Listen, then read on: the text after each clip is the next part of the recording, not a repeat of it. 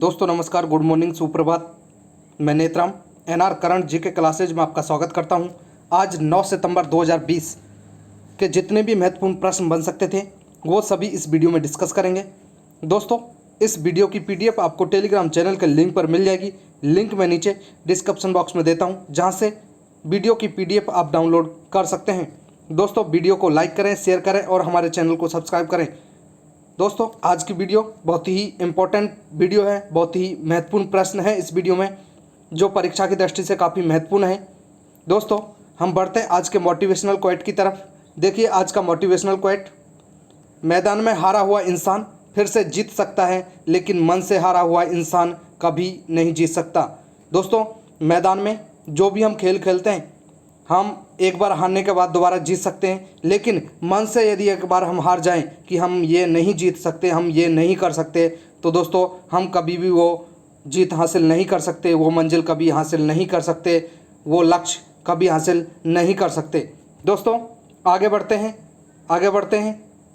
जो हमारा इस वीडियो का पहला प्रश्न रहेगा, देखिए ये हमारा पहला प्रश्न है, बहुत ही अच्छा प्रश्न है। हाल ही में किस राज्य ने पंग लहबसोल त्योहार कहाँ मनाया गया? सिक्किम, त्रिपुरा, छत्तीसगढ़ और पश्चिम बंगाल। तो दोस्तों इसका जो सही आंसर है ऑप्शन ए है। ऑप्शन ए इसका सही आंसर है, सिक्किम। सिक्किम में ये त्यौहार मनाया जाता है। और ये क्यों मनाया जाता है? सिक्किम के जो देवता हैं संरक्षक, उनकी पूजा की जाती है इस त्यौहार में। ये त्यौहार तिब्बती कैलेंडर के अनुसार महीने के जो 7वां महीना है, 7वें महीने के 15वें दिन में मनाया जाता है। ये या तो अगस्त के लास्ट में आता है या सितंबर के प्रारंभ में आता है, और ये त्यौहार सिक्किम में मनाया जाता है। और हाल ही में ये त्यौहार सिक्किम में मनाया गया है। आगे बढ़ें, सिक्किम के बारे में बात करें। राजधानी गैंगटॉक है। कुल जिले यहाँ पर 4 हैं। मुख्यमंत्री प्रेम सिंह तमांग हैं। राज्यपाल गंगा प्रसाद हैं। विधानसभा की 32, राज्यसभा की 1 और लोकसभा की भी 1 सीट है। कंचनजंगा राष्ट्रीय उद्यान ये यहाँ का प्रमुख राष्ट्रीय पार्क है, प्रमुख राष्ट्रीय उद्यान है। आगे बढ़ते हैं प्रश्न नंबर 2 देखिए, हाल ही में किस राज्य सरकार द्वारा विद्या कणुका योजना शुरू की गई? कर्नाटक, तमिलनाडु, आंध्र प्रदेश और तेलंगाना। तो दोस्तों इसका जो सही आंसर ऑप्शन सी है, आंध्र प्रदेश सरकार द्वारा विद्या कणुका योजना प्रारंभ की गई, शुरू की गई। इस योजना के अंतर्गत जो छात्र हैं, इसका मतलब ये योजना छात्रों के लिए प्रारंभ की गई। इस योजना में छात्रों के लिए जो भी छात्र हैं, जितने भी छात्र हैं, उनको मुफ्त में स्टेशनरी प्रदान की जाएगी, जैसे कॉपी, किताब, पेन, पेंसिल, रबर, ये सभी चीज़ें राज्य सरकार द्वारा इस योजना के तहत छात्रों को प्रदान की जाएगी। बात करते हैं आंध्र प्रदेश की। तो आंध्र प्रदेश में आरोग्य मित्र नियुक्त किए गए हैं। दोस्तों ये जो मित्र हैं, मित्र 3 जगह, एक तो आरोग्य मित्र, एक किसान मित्र और एक स्वास्थ्य मित्र। आपको कंफ्यूज नहीं होना है। किसान मित्र हरियाणा द्वारा और स्वास्थ्य मित्र राजस्थान द्वारा नियुक्त किए गए हैं, और जो आरोग्य मित्र हैं वो आंध्र प्रदेश द्वारा नियुक्त किए गए हैं। तो आपको कंफ्यूज नहीं होना है। आगे बढ़ते हैं। आश्रय योजना ये आंध्र प्रदेश द्वारा चलाई गई। संपूर्ण पोषण योजना ये भी आंध्र प्रदेश सरकार द्वारा चलाई गई योजना है। आंध्र प्रदेश की अन्य बात करें तो राजधानी हैदराबाद है, सबसे बड़ा शहर विशाखापट्टनम है, कुल जिले 13 हैं, भाषा तेलुगु है, राज्यपाल जो है ब्रजभूषण हरिचंदन है, मुख्यमंत्री जगनमोहन रेड्डी हैं, विधायिका द्विसदनात्मक है, विधान परिषद की 58 सीटें, विधानसभा की 176, राज्यसभा की 11 और लोकसभा की 25 सीटें। भाषा के आधार पर अलग होने वाला पहला राज्य बना था। कई बार प्रश्न आया हुआ है कि भाषा के आधार पर अलग होने वाला पहला राज्य कौन सा? तो आंध्र प्रदेश भाषा के आधार पर अलग होने वाला पहला राज्य था। इसके अलावा यहाँ पर 2 प्रमुख राष्ट्रीय पार्क हैं, पापीकोंडा नेशनल पार्क और श्री वेंकटेश्वर नेशनल पार्क, ये यहाँ के प्रमुख नेशनल पार्क हैं। आगे बढ़ते हैं प्रश्न नंबर 3, दिल्ली में किस कंपनी को IPL के 3 सत्रों के लिए आधिकारिक पोर्टल के रूप में चुना गया है? दोस्तों यहाँ पर जो ये लिखा हुआ है ये थोड़ा सा मिसप्रिंट हो गया है। ये लिखा हुआ है हाल ही में प्रश्न दोबारा से सुनिए। हाल ही में किस कंपनी को IPL के 3 सत्रों के लिए आधिकारिक पार्टनर के रूप में चुना गया है? Dream11, अनअकैडमी, पतंजलि, इनमें से कोई नहीं। तो दोस्तों सही आंसर ऑप्शन बी है, अनअकैडमी को IPL के 3 सत्रों के लिए चुना गया है। 2020, 2021 और 2022 के लिए इसको चुना गया है। आपको पता है ड्रीम11 ने टाइटल स्पॉन्सरशिप जीता है, तो दोनों में कंफ्यूज नहीं होना है। ये 3 सत्रों के लिए चुना गया है और एक Dream11 वाला है टाइटल स्पॉन्सरशिप। आगे बढ़ते हैं। प्रश्न नंबर 4, हाल ही में वोडाफोन और आइडिया कंपनी ने हाल ही में मिलकर कंपनी को क्या नया नाम रखा है? तो FI, BI, DI और NI। तो दोस्तों सही जो आंसर है ऑप्शन बी है, BI इसका सही आंसर है। BI इसका सही आंसर है। दोस्तों वोडाफोन आइडिया ने नया ब्रांड BI को लॉन्च किया है। इस नए ब्रांड की नज़र भविष्य की संभावना पर टिकी होगी और इसे उपभोक्ताओं को बेहतर सेवा उपलब्ध कराने के उद्देश्य से डिजाइन किया गया है। वोडाफोन और आइडिया 2 ब्रांड्स का एकीकरण दुनिया में टेलीकॉम सेक्टर में अब तक का सबसे बड़ा एकीकरण है। सुप्रीम कोर्ट ने वोडाफोन इंडिया लिमिटेड को समायोजित सकल आय जो AGR है के बकायों को चुकाने के लिए 10 साल का समय दिया था। आगे बढ़ते हैं। प्रश्न नंबर अगला है। ये देखिए मैंने चिन्ह दिया है टुगेदर फॉर टुमारो, ये उनका ध्येय वाक्य है। आगे बढ़ते हैं। प्रश्न नंबर 5, विश्व साक्षरता दिवस निम्न में से किस दिन मनाया जाता है? 8 सितंबर, 12 अगस्त, 5 मार्च, 10 जनवरी। तो दोस्तों ऑप्शन ए इसका सही आंसर है। 8 सितंबर को विश्व साक्षरता दिवस पूरे विश्व में मनाया जाता है। इस दिन को जो मनाने का मुख्य उद्देश्य है समाज में लोगों के प्रति शिक्षा को प्राथमिकता देना और शिक्षा को बढ़ावा देना। पहला जो विश्व साक्षरता दिवस था वो 8 सितंबर 1966 को मनाया गया। दुनिया भर में विश्व साक्षरता दिवस के दिन काफ़ी सारे समारोह का आयोजन किया जाता है। इस दिन यूनेस्को जो पेरिस में है अपने मुख्यालय में अंतर्राष्ट्रीय साक्षरता पुरस्कार प्रदान करता है। ये देखिए एक फोटो है वर्ल्ड लिटरेसी डे। आगे बढ़ते हैं। प्रश्न नंबर 6, निम्न में से कौन सा देश हाइपरसोनिक प्रौद्योगिकी निर्देशक यान तैयार करने वाला दुनिया का चौथा देश बन गया है? ऑप्शन है चीन, रूस, भारत और जापान। तो सही जो आंसर ऑप्शन सी है, ऑप्शन सी भारत ने स्वदेश में विकसित हाइपरसोनिक प्रौद्योगिकी निर्देशक यान जो HSTDB का सफल प्रायोगिक उड़ान परीक्षण किया है। इससे भविष्य में लंबी दूरी तक मार करने वाली मिसाइल प्रणाली और हवा रक्षा प्रणाली को मजबूती मिलने की उम्मीद है। अब भारत ऐसा करने वाला चौथा देश बन गया है। इससे पहले जो 3 देश अमेरिका, रूस और चीन, चौथा देश भारत बन गया है।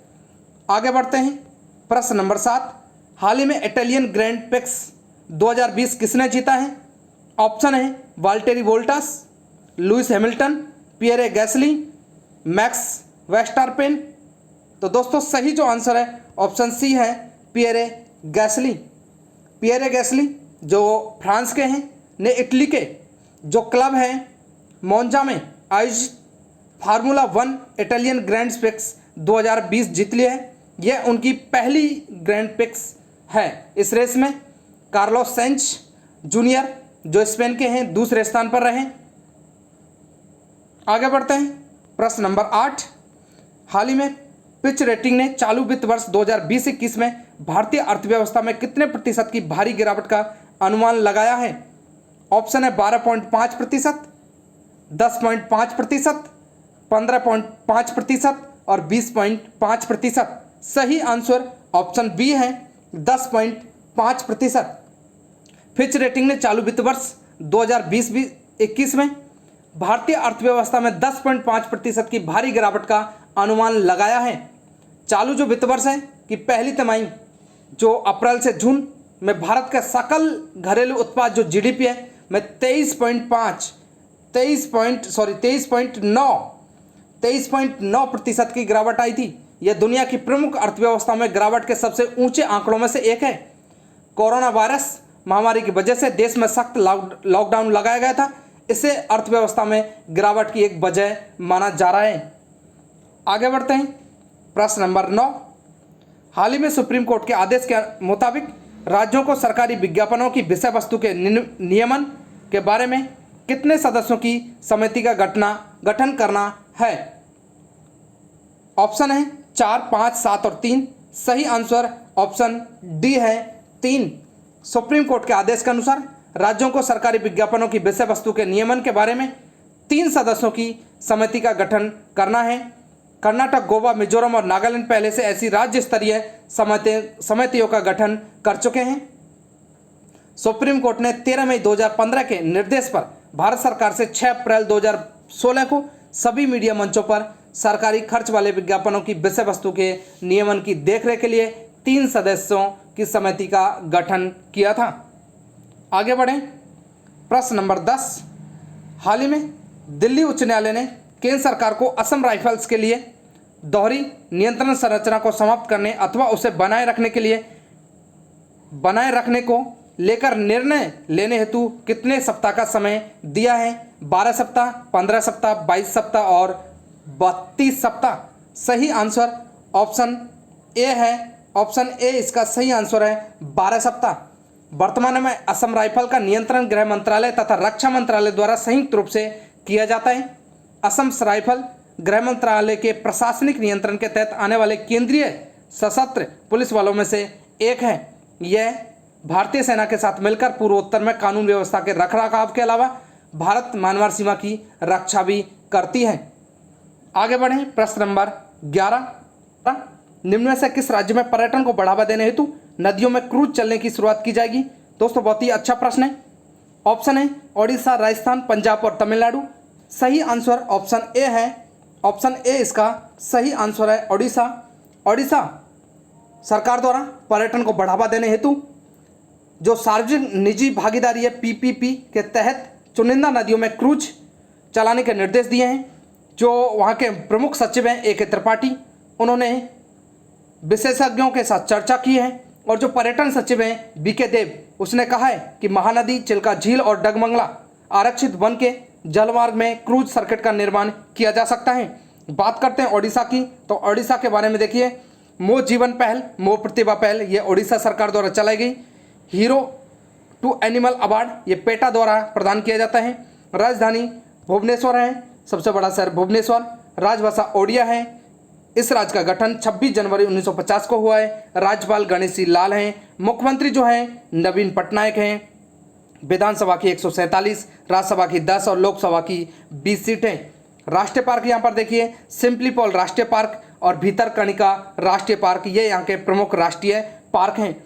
आगे बढ़ते हैं। प्रश्न नंबर 12, हाल ही में किस राज्य सरकार ने आई रखवाली ऐप लॉन्च किया है? पंजाब, छत्तीसगढ़, ओडिशा और पश्चिम बंगाल।